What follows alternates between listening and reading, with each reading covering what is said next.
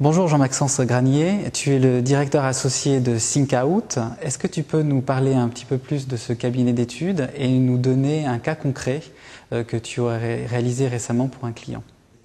ThinkOut, c'est une structure que je co-dirige avec Stéphane Dieuttre qui a deux grandes caractéristiques. La première, c'est d'associer étroitement, si tu veux, à la fois les études qualitatives, quantitatives, sémiotiques, prospectives et l'accompagnement du client, le conseil, l'animation de l'intelligence collective, enfin le suivi au fond des projets que développent nos clients.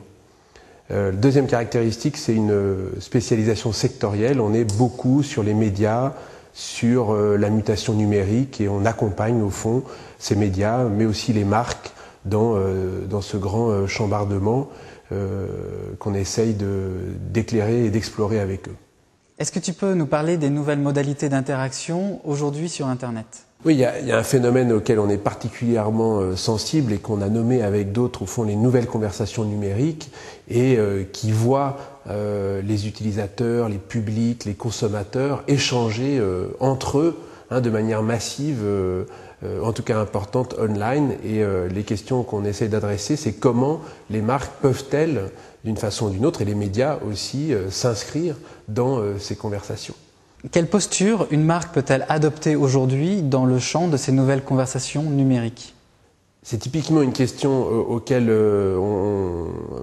pour laquelle, au fond, on va aider les marques à réfléchir, à se positionner, parce qu'il y a plusieurs postures.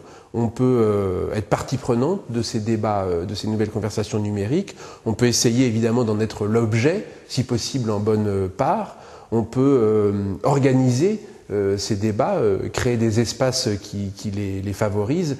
Il y a différentes postures avec différents bénéfices, différents objectifs. Et d'ailleurs, que ce soit pour les médias, pour lesquels c'est un enjeu très important, ou pour les marques, il va falloir faire des choix. Et c'est pas globalement, on est interactif, on propose des espaces de collaboratifs ou contributifs. Il y a beaucoup de variétés possibles de stratégies dans ce domaine, et c'est là qu'on peut intervenir. Est-ce que tu peux nous donner un exemple de marque ayant réalisé quelque chose de significatif dans ce domaine?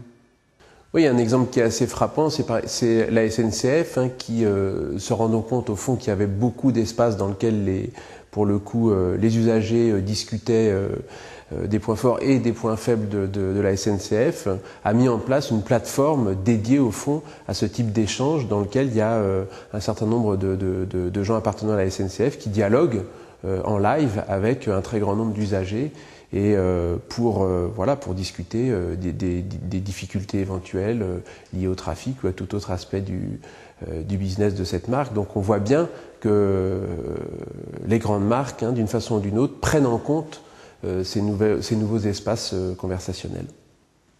Est-ce que tu peux nous donner un exemple concret d'étude réalisée pour un de tes clients?